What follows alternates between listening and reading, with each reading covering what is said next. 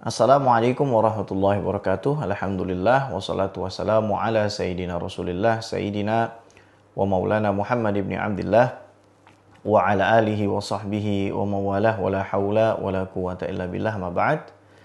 Saudaraku yang dimuliakan oleh Allah, pada kesempatan kali ini kita akan kembali melanjutkan pembacaan kitab Al-Arba'in An-Nawawiyah, sebuah kitab fenomenal yang ditulis oleh ulama besar Al-Imam Yahya bin Sharaf Muhyiddin An-Nawawi radhiyallahu ta'ala anhu ardhah, yang merangkum dari 42 hadis-hadis Nabi Shallallahu alaihi wasallam dan juga hadis qudsi.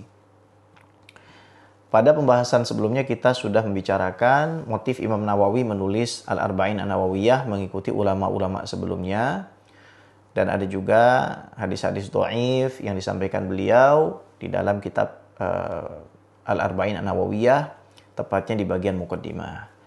Dan untuk mengamalkan hadis-hadis dhaif ini, para ulama memberikan syarat. Yang pertama, ayyakuna tahta aslin am, harus berada di bawah naungan dalil yang sahih, baik dari Al-Quran dan Sunnah. Yang kedua, alla yakuna fil i'tiqad, tidak boleh dalam perkara akidah, karena berbicara akidah dalilnya harus mutawatir. Yang ketiga, alla yakuna fil ahkam, tidak boleh juga di dalam perkara hukum, semisal sholat, puasa, dan lain sebagainya. Yang keempat, tidak boleh diyakini berasal dari Nabi Shallallahu alaihi wasallam, semata-mata diamalkan karena keutamaan amal saja. Yang kelima, alla yakuna syadidad dha'af, tidak boleh dhaifnya itu terlampau parah. Inilah beberapa syarat yang dikemukakan para ulama ahli hadis di dalam memperbolehkan kita untuk mengamalkan hadis-hadis dhaif. Nah, kita masuk kepada hadis pertama. Bismillahirrahmanirrahim. Wa bihi ilaihi qala al-hadithul awwalu. Hadis yang pertama. An Amiril Mu'minina Abi Hafsin Umar bin Al-Khattab radhiyallahu ta'ala anhu qala sami'tu Rasulullah sallallahu alaihi wa ala alihi wa sahbihi wa sallam yaqul innamal a'malu binniyat wa innama likulli imri'in ma nawa faman kanat hijratuhu ila Allah wa rasulihi fahijratuhu ila Allah wa rasulihi wa man kanat hijratuhu lidunya yusibuha aw imra'atin yankihuha fahijratuhu ila ma hajara ilaihi. Rawahu imama al-muhaddithin Abu Abdullah Muhammad bin Ismail bin Ibrahim bin al-Mughirah ibn Bardizbah al-Bukhari wa Abu al-Husain Muslim bin al-Hajjaj bin Muslim al-Kushairi An-Nisaburi fi sahihaihima alladzaini huma ashahul kutub al-musannafah. Naam. Hadis pertama ini diriwayatkan dari Amirul Mukminin Umar ibn Khattab radhiyallahu ta'ala anhu. Sayyidina Umar adalah sahabat yang sangat dimuliakan oleh Nabi Muhammad sallallahu alaihi wasallam, sehingga beliau bersabda, "Lau kana ba'di nabiyyun lakana Umar." Kalau ada nabi setelah saya, maka nabinya adalah Umar. Dan beliau adalah salah seorang yang mubasysyar. Maknanya manusia yang banyak sekali diberikan kabar gembira oleh Allah Subhanahu wa taala dan memiliki firasah yang sangat kuat, luar biasa. Kisah-kisah tentang Sayyidina Umar ini dapat kita pelajari di kitab-kitab sirah, bagaimana perjuangan dan pengorbanan beliau di dalam menyebarkan agama Islam hingga beliau bisa untuk membebaskan Al-Quds dan juga tanah Persia dari orang-orang yang zalim kepada rakyatnya. Abi Hafs, ayah dari Hafs, ini namanya kunyah, ya. Dan ini adalah salah satu sunnah yang sebenarnya harus kita lestarikan. Semisal kami memiliki anak putri yang bernama Fatimah, maka kami boleh memanggil diri kami Abu Zahra, bapaknya Zahra, atau Aba Fatimah, bapaknya Fatimah. Dan hal ini juga disunahkan untuk kita sampaikan kepada anak-anak kita, bahkan meskipun mereka belum memiliki anak. Sebagaimana hadis yang kita ketahui ketika Nabi SAW bertemu dengan putra dari Ummu Sulaim yang bernama Zaid, maka Nabi SAW bersabda, "Ya Aba Umair, ma fa'ala Nughair." Wahai bapaknya Umair, ya, wahai bapaknya Umar kecil, apa yang dilakukan burung kecil itu? maka kita juga dianjurkan untuk memanggil putra-putri kita dengan kunyah. Hal ini ditujukan sebagaimana disampaikan oleh para ulama ahli psikologi Islam, agar anak-anak kita memiliki sense of responsibility yang hebat, agar anak-anak kita punya rasa tanggung jawab yang kuat. Kalau kita memanggil anak kita yang bernama Fatimah, ya Ummal Mukminin, wahai ibunya orang-orang beriman. Anak kita yang bernama Aisyah kita panggil ya Ummal Mukminin, wahai ibunya orang-orang beriman. Yang laki-laki kita panggil ya Aba Abdillah, wahai ayah dari hamba Allah. Nah, ini akan menimbulkan rasa kedewasaan dan tanggung jawab pada diri mereka. Naam. Beliau berkata, sami'tu Rasulullah sallallahu alaihi wasallam yaqul, aku mendengar baginda Nabi Muhammad sallallahu alaihi wasallam bersabda, innamal a'malu binniyat. Sesungguhnya setiap amal perbuatan adalah tergantung dengan niatnya. Wa innama likulli imri'in ma nawa, dan bagi setiap orang adalah apa yang dia niatkan. Faman kanat hijratuhu ilallahi wa rasulihi fahijratuhu ilallahi wa rasulihi. Barang siapa berhijrah kepada Allah dan Rasulnya, maka hijrahnya adalah kepada Allah dan Rasulnya. Wa man kanat hijratuhu lidunya yusibuha, apabila hijrahnya kepada dunia untuk dia mendapatkannya, aw imra'atin yankihuha, atau wanita agar dia dapat menikahinya, fahijratuhu ila ma hajara ilaihi, maka hijrahnya adalah kepada apa yang dia tuju. Yang mana hadis ini diriwayatkan oleh Imam Bukhari dan Muslim. Yang keduanya adalah dua kitab yang paling otentik setelah Al-Quran Al-Karim. Kita tidak akan berbicara panjang lebar tentang Imam Bukhari dan Muslim pada kesempatan kali ini. Mungkin nanti kita bicara pada saat kita membahas biografi ulama-ulama Ahlus Sunnah wal Jamaah. Namun Al-Imam Al-Bukhari meriwayatkan hadis ini sebanyak 9 kali di dalam kitab beliau Sahihul Bukhari, yang menunjukkan betapa pentingnya hadis ini di dalam agama Islam. Dari 100.000 hadis sahih yang beliau hafalkan, beliau menuliskan 7.275 hadis ke dalam kitab Sahih Bukhari dan melakukan pengulangan, menuliskan pengulangan sebanyak 9 kali untuk hadis innamal a'malu binniyat. Al-Imam An-Nawawi mengatakan, dalal hadis ala anna niyah mi'yarun li tashihil a'mal. Hadis ini menunjukkan bahwa niat adalah timbangan untuk mengukur seberapa benar sebuah amalan. Karena kata innama ini adalah adatul qasri wal hasri. Digunakan untuk membatasi afrod atau objek yang ada di dalamnya. Seolah-olah Nabi ingin mengatakan tidak ada amalan tanpa niat. Fahaitsu salahati niyah salahal amal wa haitsu fasadat fasadal amal. Maka apabila sebuah amalan diiringi dengan niat yang benar, maka amalan tersebut adalah diterima. Amalan tersebut benar. Apabila niatnya rusak, maka amalan tersebut juga rusak. Wa idza wujidal amal wa qaranathu niyyah falahu thalathatu ahwal. Apabila kita mendapati sebuah amalan dilakukan dan amalan tersebut diiringi dengan niat, maka ada 3 keadaan di dalam hal ini. Artinya kalau kita melihat ada seseorang atau diri kita melakukan satu amal dan kita juga mempunyai niat di dalamnya, maka ada 3 level, ada 3 peringkat, ada 3 tingkatan terkait hal ini.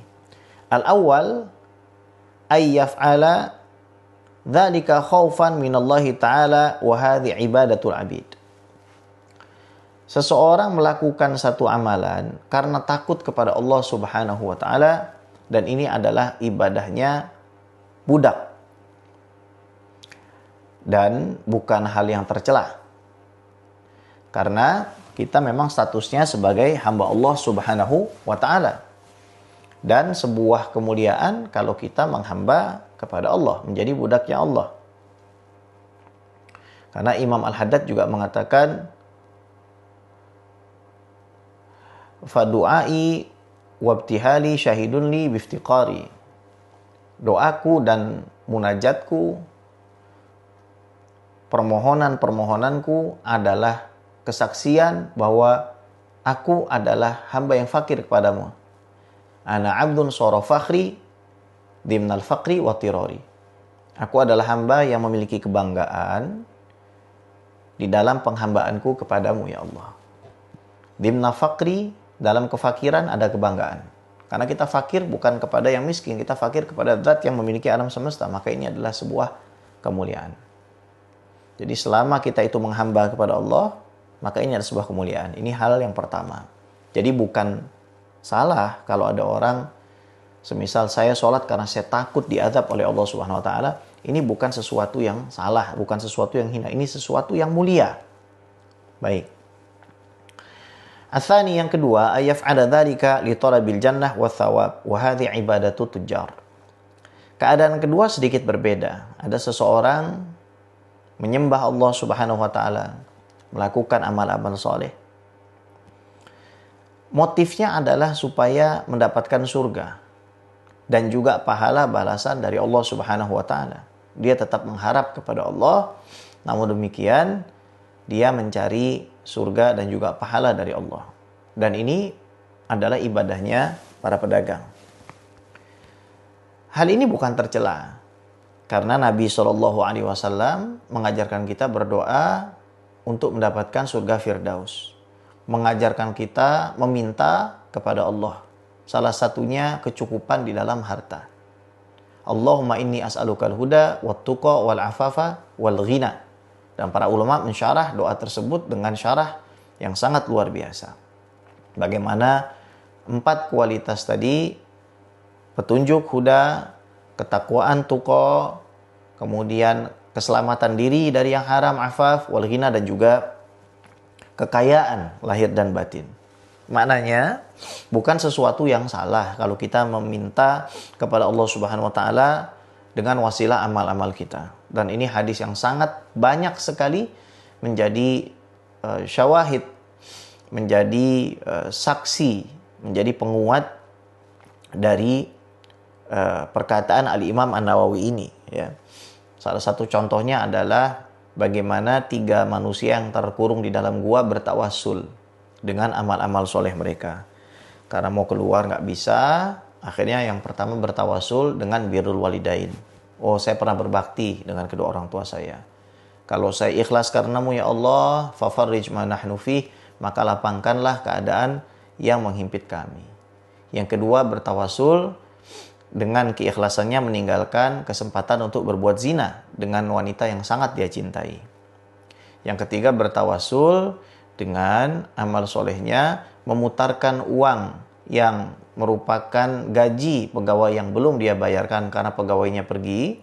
Kemudian ketika pegawainya datang meminta gajinya, dia memberikan semua hasil dari apa yang diputarkan melalui uang gaji sang pegawai yang belum dibayarkan tadi.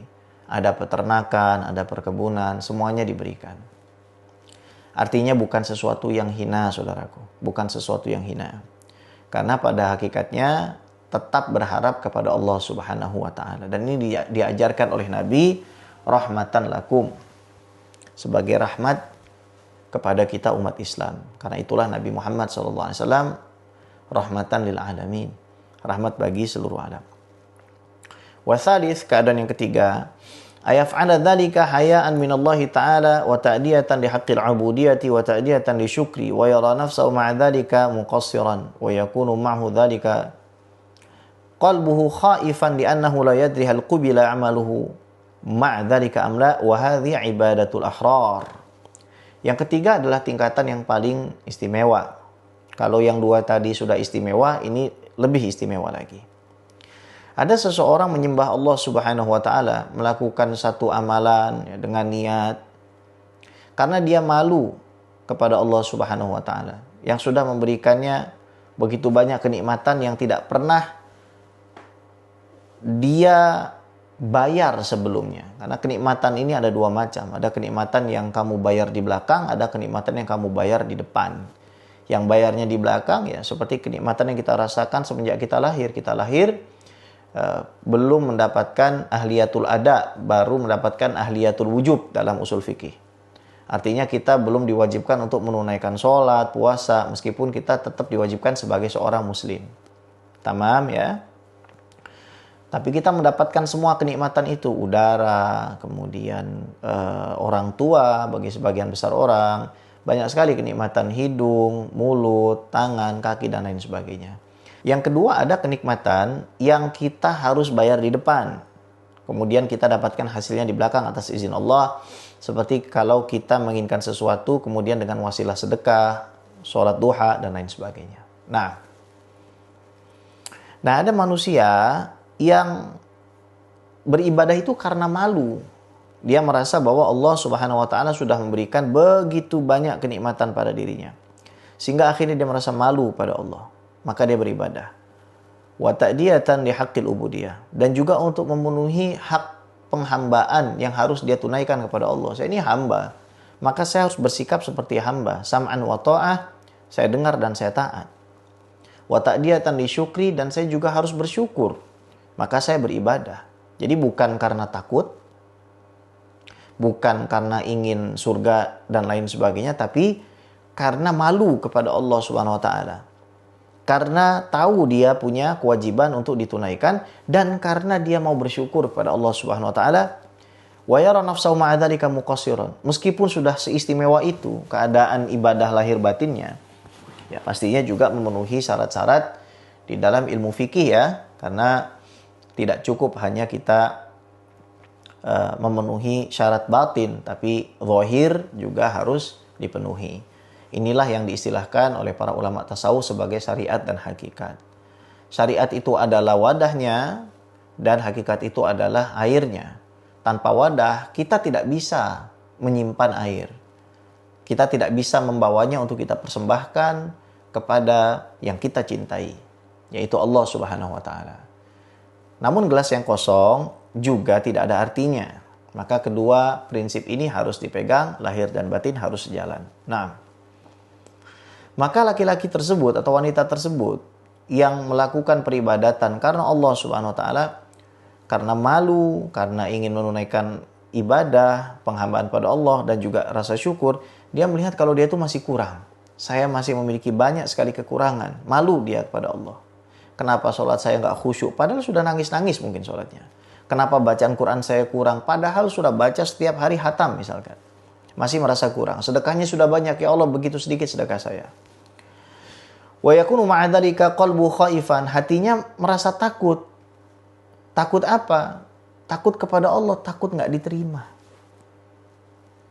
Berharap dia agar amalannya itu diterima oleh Allah Subhanahu wa taala. Karena rojak dengan khauf ini harus seimbang. Rasa takut menjadi driving force atau kekuatan yang menjadikan kita itu lekas beribadah, dan harap juga menjadikan kita tetap memiliki optimisme di dalam ibadah. Jadi kedua hal ini tidak bisa untuk kita segregasikan, untuk kita pisahkan, untuk kita dikotomikan. Nah, kemudian wahadhi ibadatul ahrar, dan inilah ibadah orang-orang yang merdeka. Wa ilaiha asyara Rasulullah sallallahu alaihi wasallam, dan beginilah yang diberikan petunjuk oleh Nabi Muhammad sallallahu alaihi wa ala alihi wasallam. Lamma qalat lahu Aisyah radhiyallahu taala anha, ketika Siti Aisyah berkata kepada beliau radhiyallahu taala anha, hina qama minal lail hatta tawarramat qadamah. Ketika itu Nabi sallallahu alaihi wasallam berdiri sehingga kaki beliau itu bengkak. Maka Siti Aisyah berkata, "Ya Rasulullah, atatakallafu hadza wa qad ghafarallahu ma taqaddama min dzambika wa ma ta'akhkhar. Qala afala akunu 'abdan syakura." Ketika Siti Aisyah bertanya, "Ya Rasulullah, atatakallafu hadza?" Maka Siti Aisyah bertanya, "Ya Rasulullah, atatakallafu hadza?" Wahai Rasulullah, apakah engkau membebankan dirimu ini? Walaqad ghafarallahu ma taqaddama min dzambika wa ma ta'akhkhar. Sementara Allah Subhanahu wa taala sudah mengampuni dosamu yang telah lalu dan akan datang. Maka Nabi menjawab, afala akunu abdan syakura. Apakah aku tidak boleh menjadi hamba yang syakur? Kalimat syakur ini, saudara, beda dengan syakir. Banyak orang menerjemahkan syakur ini dengan syukur. Ini benar namun tidak sepenuhnya. Kalau kita mau menelaah lebih lanjut, sebagaimana disampaikan oleh Al-Imam Al-Qushairi di dalam kitab Ar-Risalah beliau. Para ulama, sebagian ulama mengatakan syakur itu artinya beda dengan syakir. Kalau syakir kita minum air kemudian mengatakan alhamdulillah wa syukrulillah. Segala puji hanya bagi Allah dan kesyukuran adalah bagi Allah. Nah, kalau satu kali. Namun syakur ini adalah kualitas yang di atas itu. Apabila seseorang minum air, kemudian dia mengucapkan alhamdulillah wa syukrulillah, maka dia mensyukuri kembali fakta bahwa Allah Subhanahu wa taala menjadikan dia mampu untuk tergerak hati dan lisannya bersyukur kepada Allah.